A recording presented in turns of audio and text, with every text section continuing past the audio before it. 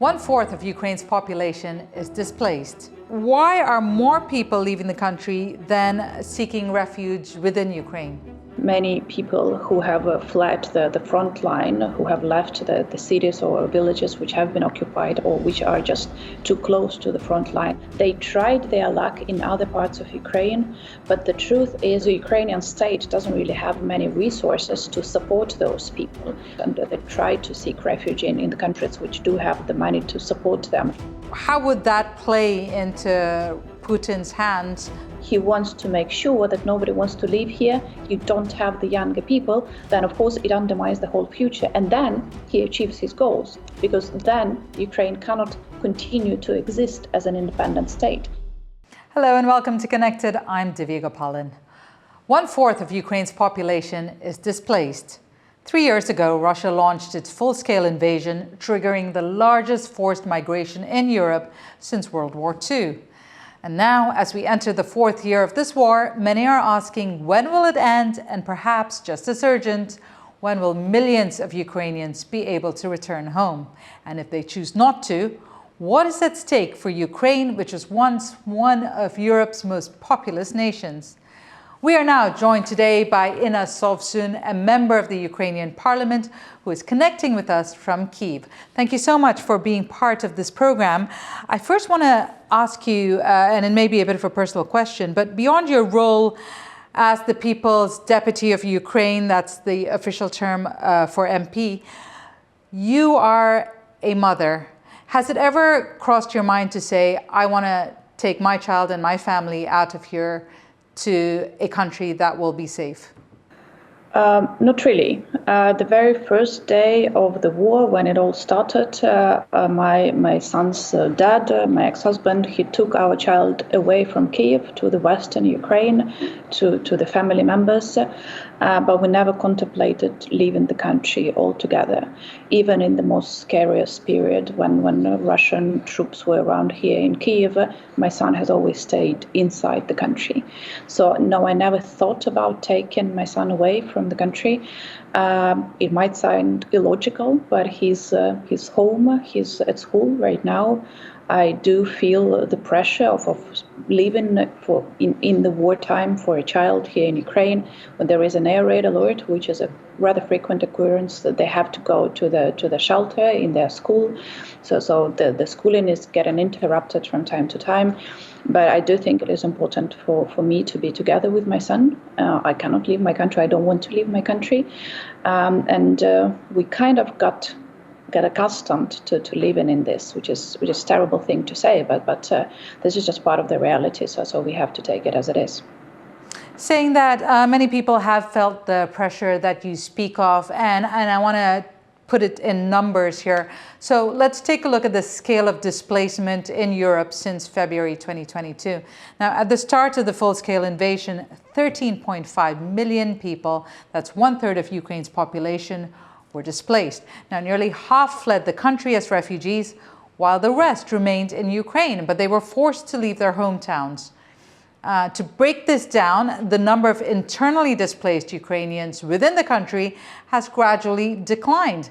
That is seemingly a good sign. But if we look at this graph, we can see that the number of Ukrainian refugees in Europe has been rising since August 2023, growing by 250,000 in the past 6 months alone. So, Inna, the overall number of displaced people has decreased over the past 2 years. But why are more people leaving the country than seeking refuge within Ukraine? Well, I think there are several explanations to that. One, there were indeed many people who have fled the front line, who have left the cities or villages which have been occupied or which are just too close to the front line. So many people left those cities and villages. They tried their luck in other parts of Ukraine, but the truth is that Ukraine's economic situation is very bad as well. So the Ukrainian state doesn't really have many resources to support those people. people. So the aid they're getting from the state is minimal. People typically in Ukraine own their own apartments, so the salary level is not accustomed to paying the rent every month because people typically own their apartments.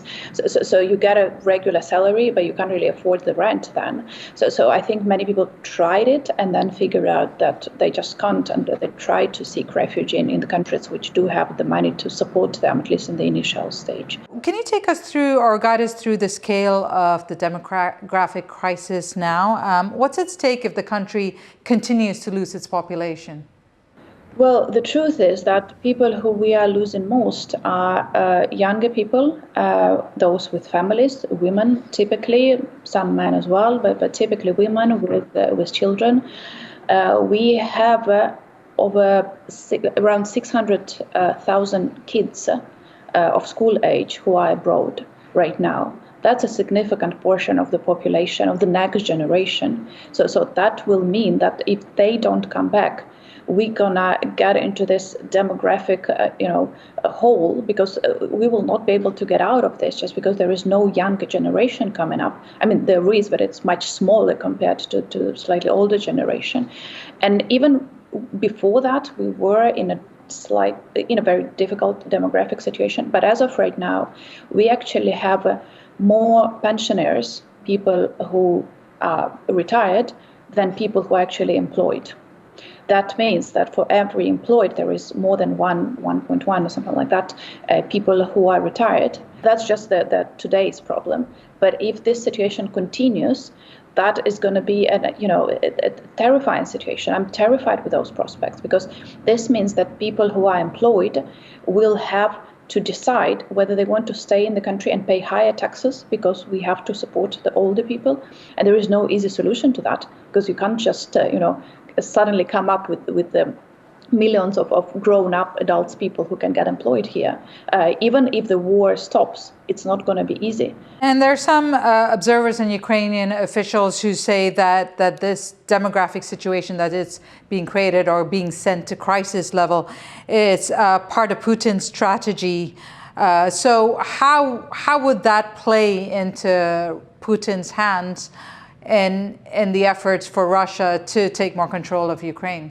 His goal is to make sure that we cannot continue living as an independent country. He wants to make sure that nobody wants to live here. He wants to make sure that it's not comfortable to live here. That is why he continuously destroys the energy infrastructure, for instance.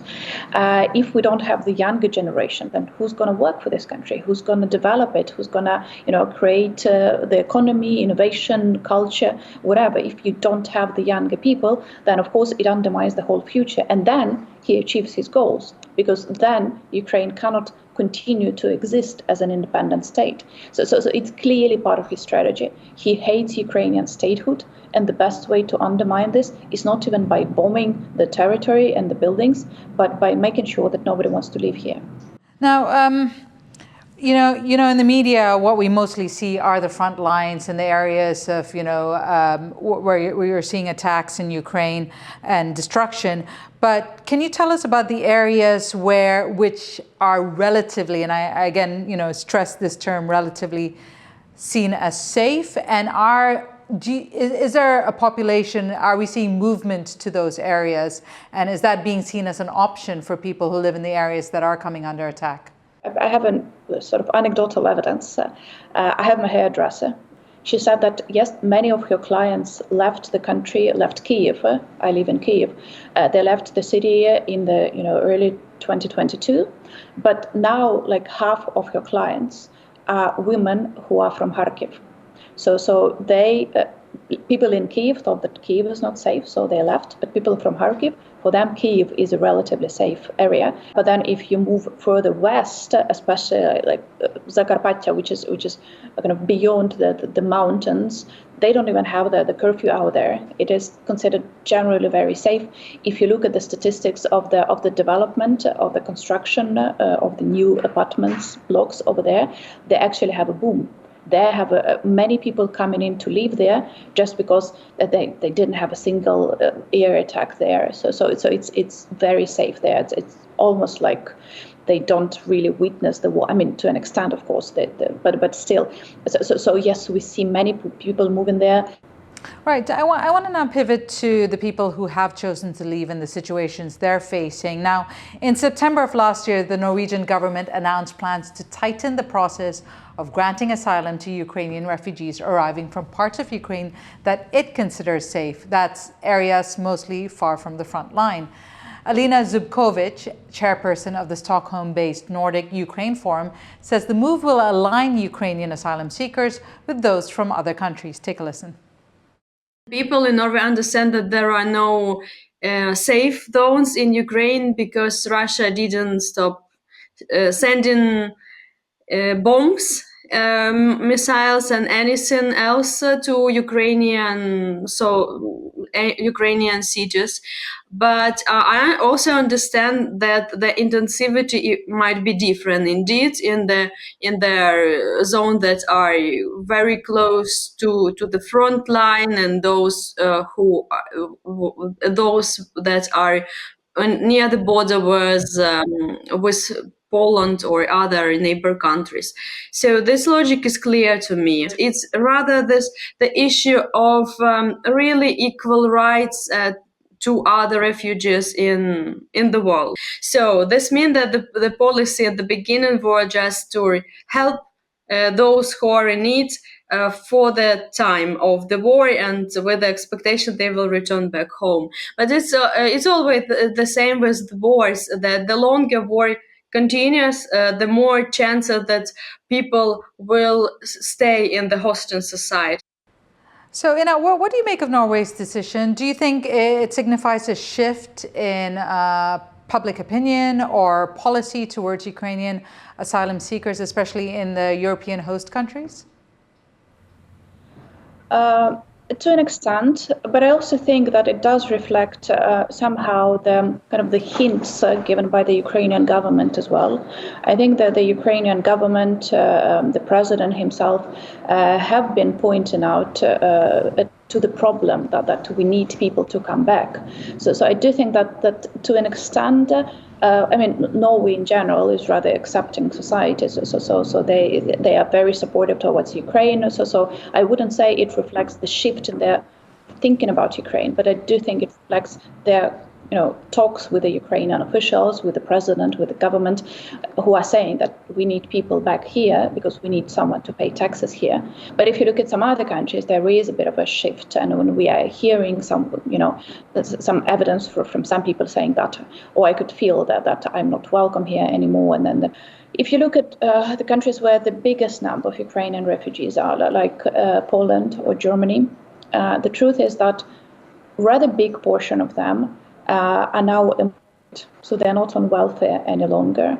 So they're employed, which kind of strengthens their status over there and kind of gives less leverage to the government if they want to kind of help Ukraine to get them back, because people are employed. Germany needs people, it needs people to be employed, so why would it send back the people who are already working and producing something for the economy? Right, I want to bring Alina in again on that point you just made about Germany, which holds the largest number of Ukrainian refugees, and she gives us how Germany is viewing its new residents. For Germany, it might be interesting to basically keep many of them because these are skilled professionals usually with higher education. So country doesn't need to invest like 20 years in their education, and there are already people that have adapted in the new area, in the receiving country, and they've got job. They already learned language. They feel that they have certain stability. This stability might be the very important reason for them to stay. And it will be very much in the interest of Ukraine in the future to make such conditions that could be rewarding for people to have closer connection to Ukraine, or even to consider returning back at certain point. So, Inna, I'd like you to speak to that. And she mentions how Ukraine needs to make or has to create an environment that would make it rewarding for them to return. Like, does Ukraine have the capacity to incentivize people to return, or can they give them those conditions that will make them want to return? Well, the truth is that the more people return, the better the conditions will be for everybody else. Because, like I said, we need people employed and paying taxes. It's not like first we have to create conditions, because then it sounds a little bit like those who stayed have to create conditions for those who left so that they can come back, which is not very, very fair. I do think Ukraine is our common country. We all belong here. We all have our rights here. We all have our responsibilities here. I think it's actually vice versa. People come back and then we can recreate our economy and our life as it used to be. Now, at the end of January, the Minister of National Unity, which is, I believe, a newly established government body, announced plans to set up so-called unity hubs across European cities to encourage Ukrainians to return home. Can you tell us a bit more about that, and whether you think that is something that may be able to bring people back home?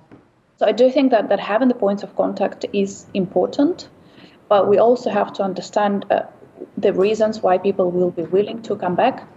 And for that, we have to keep in touch with those people, most of those who left, women with kids. So one point to explain is to what extent, if their kids come back home, if their schools have bomb shelters. That's as easy as that. I do know from talking to some people I know who left, they often feel that the situation is, when they are abroad and all they see on the news about Ukraine is buildings being blown up. It doesn't mean it doesn't happen, but the chances of that happening are much lower than it might seem if you're living abroad.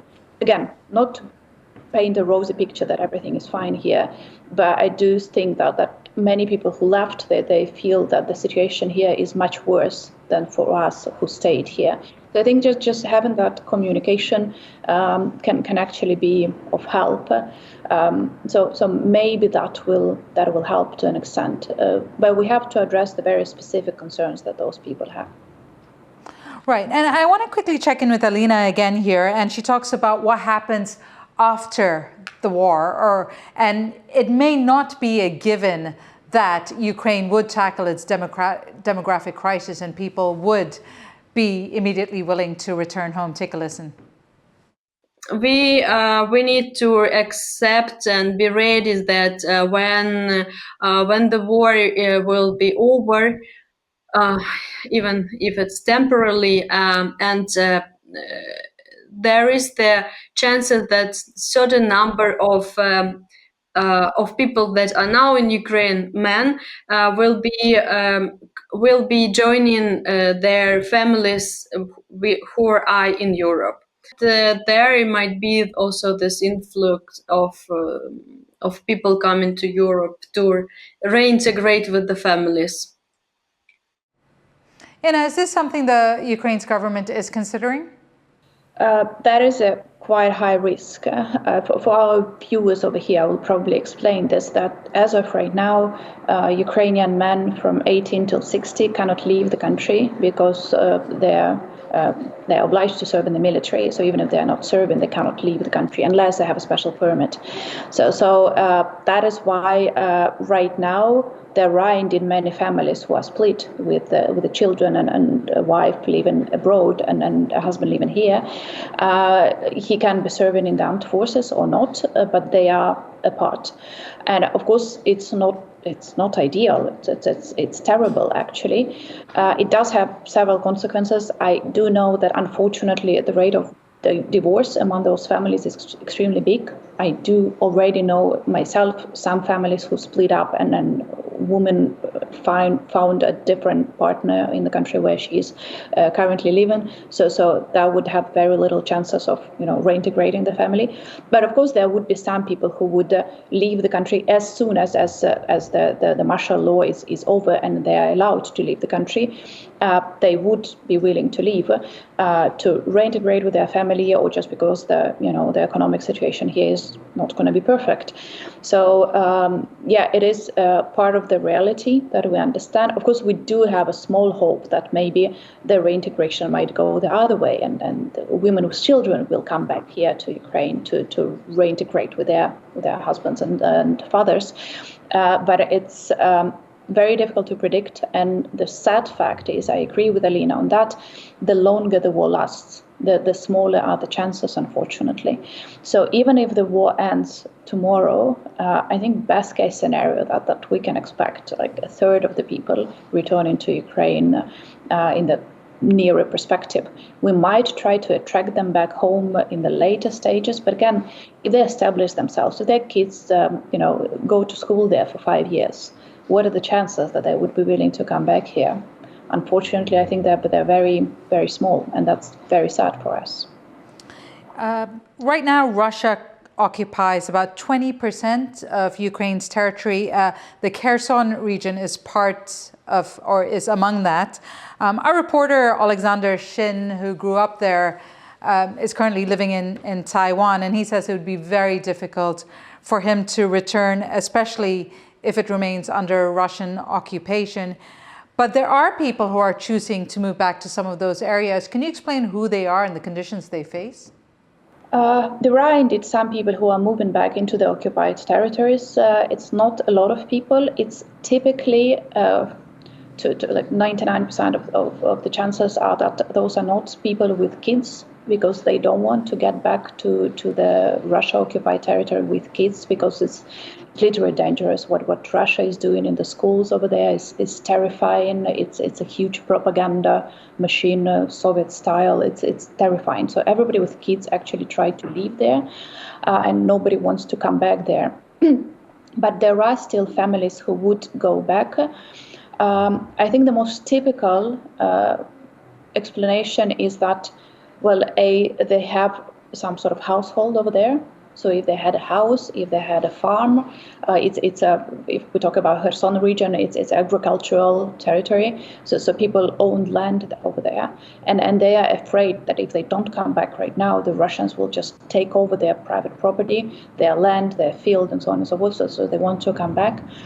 There is also part of the people who come back because they have elderly family members, mothers, fathers, whom they cannot move because they're in bad condition, but someone needs to take care of them. So people come back. I think those are the two most typical reasons. I want to now take a little step back and get the view from here in Taiwan. And Alexander, who I just mentioned there, caught up with Yu-Hsuan, a Ukrainian studies researcher and former director of the Taiwan Trade Center in Kyiv at the Taipei International Book Exhibition. And he asked about the current state of Taiwan's support for Ukraine and whether Taiwanese authors and publishers are still finding their inspiration in Ukraine's resistance.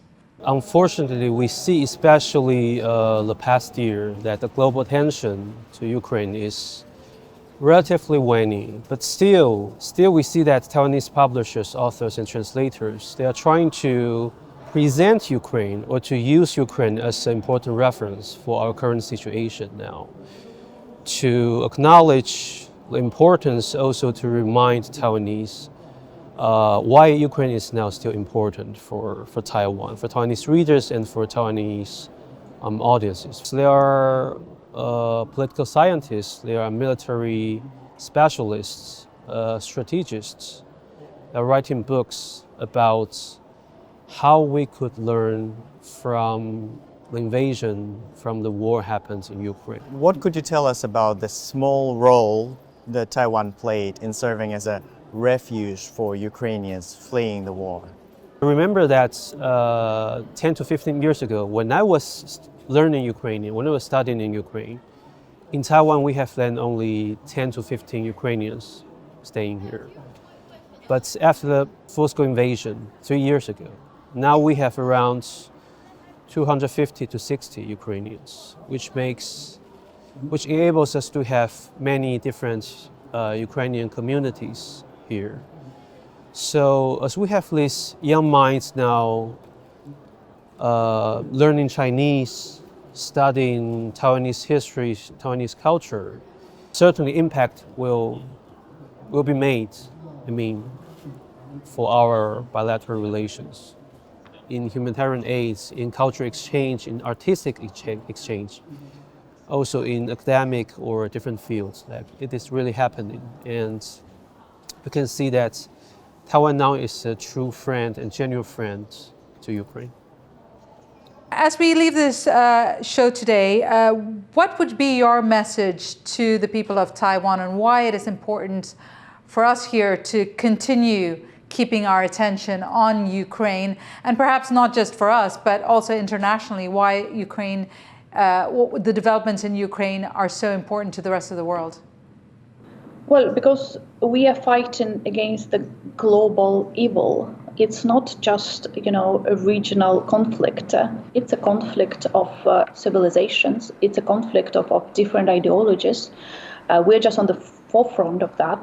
But the truth is that everybody is involved. Everybody's values are undermined. And if Russia is allowed to do what it is doing to Ukraine right now, then what is there to stop any other nation from attacking their neighbors the same manner that Russia attacked us? So it's about global order, and we need to reestablish that, because if we don't have the rule-based global order, then we have the force-based global order, and any country that is not the strongest compared to its neighbors, its safety is undermined. I do think that for Taiwan specifically, I do agree with the expert talking over here. It's critically important to understand the warfare of the 21st century, and we are unfortunately experiencing it right now. To understand how the warfare can be conducted with the multiple drones in the air, because it's not something that other armies have experience with. No other army except for Ukraine has experience of fighting in this war when you are being attacked by the drones constantly. So I do think that from the very pure pragmatic point of view, it's very important for Taiwan to understand how this warfare is being conducted so that you can be ready if, and I hope that doesn't happen, but if you are to be in the similar situation. Would be my final message, I think. I know that thinking about the prospects of war is extremely scary, and you don't want to accept that. But you will be better prepared if you actually think about that and if you prepare yourself. So do keep prepared and hope that this preparedness will never be needed. Thank you so much. We really appreciate your time. Inna Sovsun, a member of the Ukrainian Parliament, speaking to us from Kyiv. And for viewers everywhere, it has been good to have your company. If you have enjoyed today's episode or have anything you'd like to add to the dialogue, join the conversation on our social media. And remember, stay informed, stay engaged, and stay connected.